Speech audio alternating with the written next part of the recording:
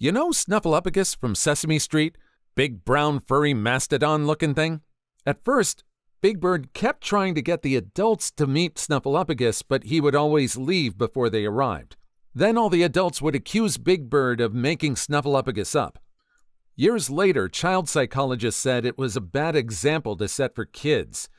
It was telling kids that even if they were telling an adult the truth, they wouldn't be believed. People were kind of concerned if the kid was in a bad or abusive situation, so they actually had an episode where all the adults discovered Snuffleupagus was real all along. That kind of leads us into our subject for this video. Consequences when adults are not taking kids seriously. Story 1. I always take kids seriously. And because of that, kids oftentimes respect me more than they do their own parents. In particular, there was this one pair of kids, big sister, little brother, who were my next-door neighbors at one point. I babysat them occasionally, free of charge, because I genuinely saw them as good platonic friends. I taught them how to play video games, and then we played some multiplayer games together, and it was actually pretty fun. Multiplayer Octodad with literal children is a chaotic mess of hilarity. All this to say that they ended up trusting me more than they trusted their own parents. And this became very evident one day that they came over without their parents' prompting and asked to come inside. I allowed them to do so, and as soon as they were in, they told me something kind of disturbing. They had been playing outside in their yard when a creep in a white van pulled up and started prompting them to get into his van. They immediately went inside, but their parents kicked them back out again because they didn't want to listen to their kids. They refused to even acknowledge what the kids were saying. And upon seeing this, the creepy guy actually got out of his van and tried to approach them. They grabbed each other's hands and booked it to my place, asking to come inside. Thank God I let them in, because if I wouldn't have been there, then one or both of them might have gotten kidnapped right then and there. I looked outside and actually saw the guy in question, so I called the police. By the time the police arrived, the guy was gone. I gave the license plate info, but never heard anything about whether he got caught or not. Then the police took the kids back to their parents' place and told me to stay inside my place. A few days later, I heard a knock on my window that was on the side of my place. Odd, but I went there to find the little brother. He was about 6 years old while his sister was 9 there without his sister. He explained to me that the police chewed out his parents for endangering them like that. But after the police left, both kids got spankings and sent to their rooms without dinner. All because I called the police on a potential kidnapper. And then their dad told them that they were suddenly forbidden from ever talking to me again because he didn't want me to call the cops again. This kid snuck around to the side of my place so that he was out of view from either of his parents while his sister covered for him, all so that he could tell me that they weren't allowed to talk to me anymore. I told them that that was really unfair for his dad to do, and that I was impressed by the fact that he and his sister worked together to make sure I knew what was going on. Apparently, it was his sister's idea because she felt that leaving me in the dark to wonder why they had to avoid me in the future would be rude. I legitimately appreciate their consideration. The next time I was able to talk to the big sister, I told her what CPS is, and I asked her if she wanted me to get them involved. She said no because she was scared of the horror stories of kids in the foster care system, and she knew that if CPS really knew what was going on, then they'd definitely get taken away. And even if by some miracle they didn't get taken away, their dad would only get even more abusive. Now, up to that point, their parents had been treating them like their own personal little puppets who didn't have minds of their own.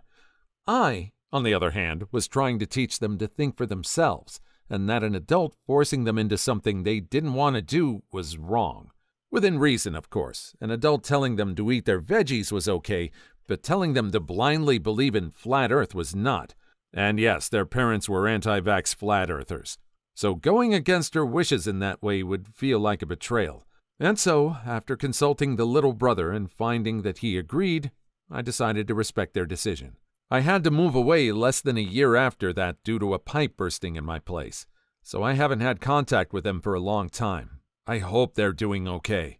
I take kids seriously because my childhood was filled with adults not taking me seriously. I promise to never be like that because I believe that children are human beings too, just smaller and less experienced. I think these two kids were already acting wiser than their age. It was really good for them to experience a mature adult who treated them like real people instead of just kids. I think that really helped them to be more independent.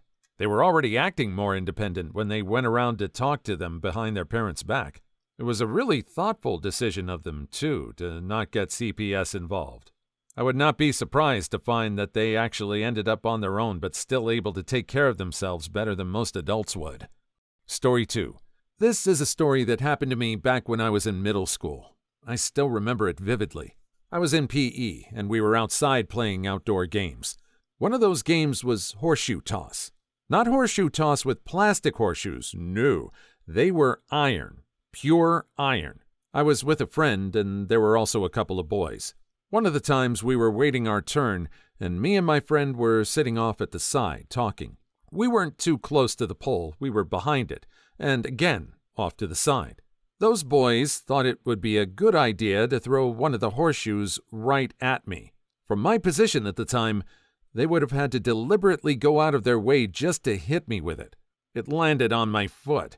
I could still walk for a short bit because the shock and adrenaline numbed some of the pain, but I had to lean on my friend just to get back in the building so we could change back into our regular clothes. Once I had done that, I went straight to the PE teacher in her office, practically begging to go to the nurse because it hurt so bad. She didn't let me go. I also asked if I could leave early instead so I don't have to deal with crowds of kids who could potentially step on my injured foot. I've been stepped on before.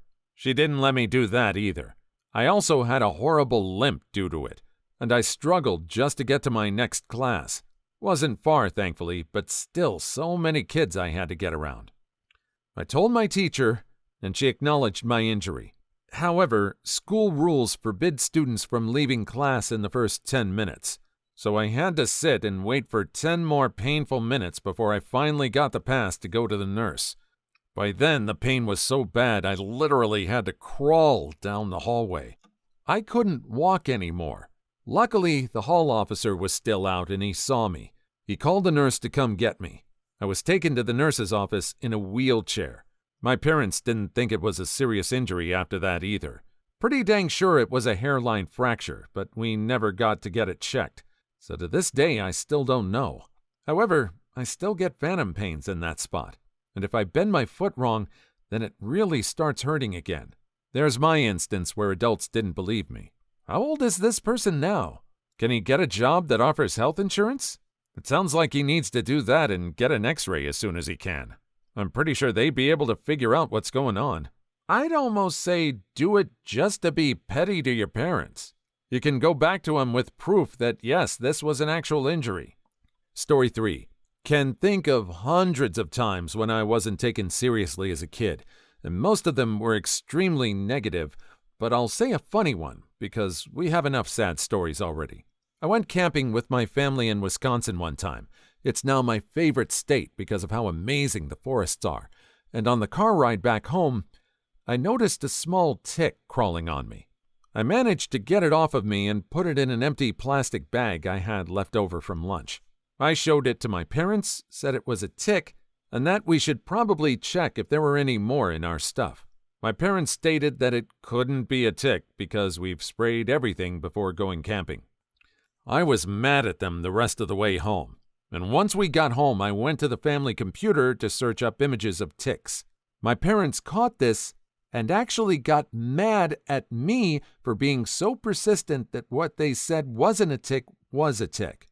They basically told me that I was being a disrespectful little twerp and that I wasn't allowed to use the computer for the rest of the day unless I admitted that it wasn't a tick. Growing up, I was also evidently a stubborn little twerp, because I opted to shout at the top of my lungs that it was a tick and then lock myself in my room until the next day. That night, around 2 a.m., me and my dad awoke to the sound of my mother screaming bloody murder as a particularly large tick, identical to the one I saw earlier, had bitten her behind her ear in her sleep. My dad spent the next half hour trying to use rubbing alcohol and a burnt match to get the tick to let go of my mom's ear. I got a very sincere apology in the morning. I doubt I will ever have a grin that big or smug ever again. Taking a burnt match to the mother. I gotta admit, I never heard that one before. It's good that they actually decided to be humble and apologize. I think it might have been a long time before that kid wasn't allowed on the computer again. Story 4. This is currently ongoing. I am a 13-year-old troubled teen who has had a psychiatric evaluation, which I lied about out of fear. My parents are refusing to get me tested for autism because of the psych eval that I lied about, even though I've had several autistic people tell me they think I'm on the spectrum. And when researching the symptoms, I have almost all of the symptoms. Also, my school counselor and nurse think I'm autistic, and when they called my parents about it, they just told them that I was an attention seeker and that there would be no possible way that I would be autistic. They're always telling me that they would have noticed this in me when I was younger. And what's funny is that for the first 8 or 9 years of my life, my parents were substance addicts, and my father admitted to being barely conscious back then. So they probably wouldn't have noticed either way. Do note, my now divorced mother did take substances while having me. My brother, however, has been with me forever, even when we were separated from our parents, and has also agreed that I probably have autism. What makes it even worse is that my parents are mad at me because of me failing my classes, saying that I'm not paying attention and telling me to put in more effort when I'm doing those exact things. Yet I still can't understand. Because it's too difficult for me to understand. I'll try to update this in case I do get a diagnosis of any neurodivergence. P.S. My dad may be starting to notice my symptoms, but is trying to brush it off as thinking I'm on substances. I'm not, and he's getting me tested, so I can't wait to see his reaction when it comes back negative. Story 5. There were 2 instances for me. My parents not believing I had really bad stomach aches because the doctor told them that I was faking it to get out of school. I had to suck it up for 2 years before my parents were sick of me complaining and always taking me to the doctor to have the same result. They took me to the ER.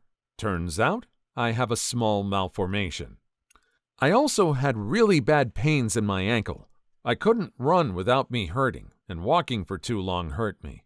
I complained over and over again, but they never believed.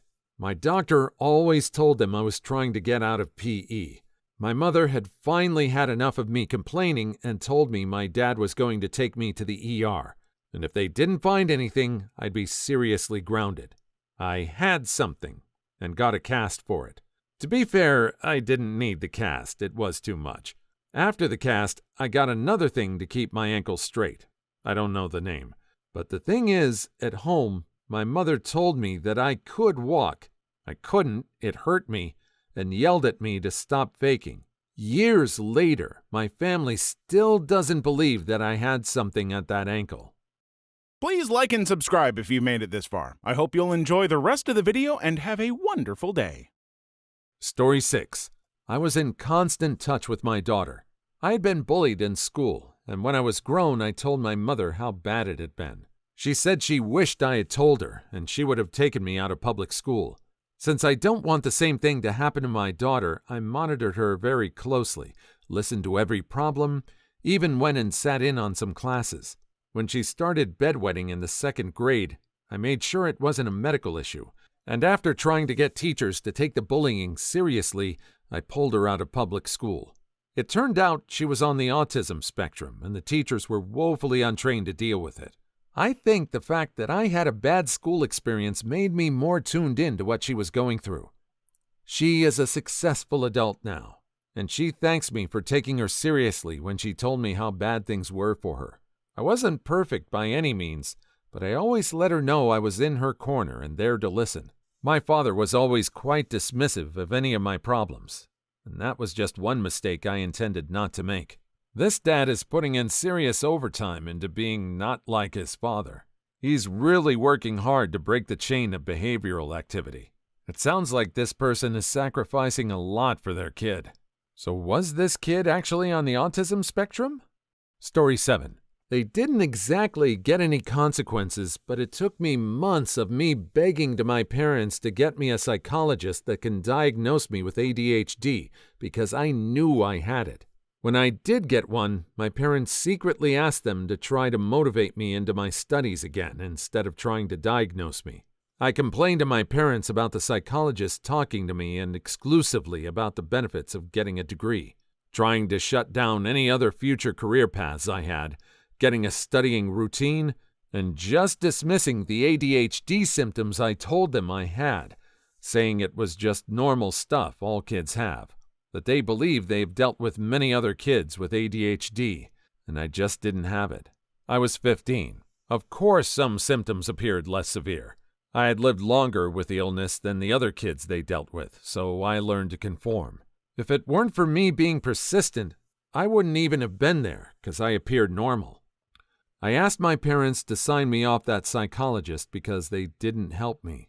A few months later, they sent me to another psychologist because I was still insisting on getting diagnosed. The psychologist confirmed that I did have ADHD. Story 8. For years, I had undiagnosed Cauda-Equina syndrome. It's a miracle that I can walk, though I still lack bladder control and had to have a Mitrofanoff appendicovesicostomy to keep from dying of urinary reflux. Edit. Oh yeah, I once overheard some staff at my elementary school discussing the building wasn't entirely sound, and everyone I told just kind of ignored it. I hated that school because I was in special ed, so of course the staff was terrible to me. So I think that maybe they just thought I was making things up to leave or something. Also, at that time, another school in the town was being torn down for having asbestos in the walls or something, and had to be rebuilt. 3 or 4 years later, it was announced that the school I went to would be torn down due to structural instabilities rendering it unsafe. Didn't really have a direct effect on me, given that I overheard what was happening about 2 months before I graduated. It was an elementary school, but it was vaguely validating to receive confirmation. Story 9. My old elementary school got a chinchilla and kept it in a moderately small cage. The room was always a little dark and heated. I've worked in animal rescue my whole life, so immediately I knew this was a problem. I tried telling them about it, telling them chinchillas have built-in projection from the sun and in their eyes, so they can't see when the room isn't bright. Tried telling them that chinchillas have super insulated pelts and keeping them in warm rooms was a horrible thing to do. They never gave her cold granite or ice or anything to cool herself down. Got the classic, "I'm an adult, I know what I'm doing better than you do" line that every kid hears all the time. Guess what? The chinchilla had a heat stroke, fell off of one of the ledges in her cage, and perished. They tried brushing it off as old age or she was sick when we got her. No, you neglected her, and she perished because you wouldn't listen to the advice of someone who has worked with exotic animals personally. Oh, I agree, this is a sad story. Sounds like she survived. I hope she found other people that were willing to listen. Thankfully, she started being a little more clever with her powers, and that she wouldn't need a key at night. Story 10. When I was younger, around 8 years old, I started having a lot of digestive problems and anxiety. I don't know what anxiety was when I was a kid, but I'd get panic attacks and hyperventilate and feel sick all the time. My parents said I was just being manipulative and would yell at me because my anxiety and digestive problems made it really difficult to get to school on time. The guidance counselor at the school I was going to also said I was just being manipulative and that I just had a behavior problem. Turns out, I have IBS related to foot sensitivities and severe anxiety. I went years before my anxiety was diagnosed. At least my IBS was diagnosed a year or 2 after I started having symptoms. But geez, why did my mom think I was just trying to get out of school? Like, I constantly felt like crud and wanted to know what was wrong. Yeah, I didn't want to go to school, but I didn't want to go because I felt sick all the time. Story 11. Reminds me of my childhood. In primary school, I kept getting itches all over my skin during class, which eventually became bumps and bled after light scratching. I needed Band-Aids all the time, and my parents, who didn't believe in the existence of many semi-modern diagnoses, had fun mocking me for being a drama queen. Things like forced deep breathing, nonstop sniffling, and rubbing eyes were just kids being fidgety and retarded. Eating certain foods also caused me to immediately get sick and throw up. But again, disobedient, selfish, and picky drama child. Fast forwards to my 22nd year of life. I found out from a blood test that I'm allergic to everything under the bloody sun. Dust, pollen, grass, animals, many aforementioned foods, as well as hay fever and asthma. While I think children should forgive their parents for mistakes, you should never forget what they've done or failed to do. Take it as a lesson for yourself in the future. It's important for people to understand that just because you're old doesn't mean you know jack. Story 12. This happened when I was 12 and I caught the flu right in the middle of my GCSE exam. I was able to get through them, but the entire week was complaining of having a sore throat. My mom didn't believe me because, and I quote, "How many times have I told you? You can't get sore throats because you had your tonsils removed." She eventually had to take me to the doctor's when I got worse. While we were there, she demanded the doctor look at my throat to prove I was lying. The doctor looked inside and said, "Oh, yep, that's infected too. It's yellow and blistered in the back." My mom turned around and said, "But she has no tonsils." You could hear a pin drop as the doctor had to take a stare at my mom in silence for a full minute before having to explain to an adult that I still had a throat and it can get infected. Story 13. My parents mocked me for my back pain and didn't believe it was that bad. I had back pain pretty much since kindergarten, and my parents mocked me all the time for acting like a granny. They straight up told me back pain is for grannies and I was making it up because a kindergartner can't have back pain. At age 21, I finally went to our doctor about it myself, and it turned out not only did I have a slight, not visible foot deformity that caused the back pain, the parents had also been told about it when I was a baby. They had been told to monitor it and come back if it caused problems. I was prescribed inlays for my shoes. Have been pain-free ever since, and I'm very angry at my parents for not only ignoring my pain that was easily fixable with €20 inlays, but even mocking me. Story 14. My mom hated for me to be rude to people, so she scolded me when I was unfriendly to my teacher in public. He was creepy, but that didn't matter. Nice was more important than keeping creeps away from me. He later asked me out. I was 15, he was 35. I never bothered to tell her that. I knew she wouldn't believe me. Result? I didn't know it was okay to be stern and firm with the creepy people and got into more than one abusive relationship. Finally came to my senses. Now, I no longer talk to my mother and I keep my kids away from her. I want them to stand up for themselves, not hear a lot of nice girl junk. Story 15. My mom always says that it's weird that none of the kids in Matilda would have reported the Trunchbull to their parents. I told her that it's believable the parents wouldn't listen to the kids. My mom is a saint who has listened and responded appropriately every time my sister or I told her about something, so she can't even fathom the idea of a parent who would just ignore their kid like that. She says that if one of us said anything about the Trunchbull, she would have gotten Cruncham Hall shut down so fast. And knowing her, she would absolutely be capable of that. Story 16. I can't help but think about Tilly Smith, the girl who, while at a beach with her parents, warned them that a tsunami was coming because she had learned about the signs at school 2 weeks prior. Her parents believed her, warned everyone else, and saved a bunch of lives. Now imagine if her parents were like, "No, sweetie, there's no tsunami coming. You're just being a dumb dummy." Story 17. A teacher called my daughter a liar when she explained that the scratches on her arms were from baby tigers. I sent pictures and videos to school showing that my daughter was a volunteer at a big cat rescue near our house, housing lions, tigers, leopards, mountain lions, etc. Please leave your story in the comments. I would love to make a video on them in the future. Also, don't forget to like and subscribe.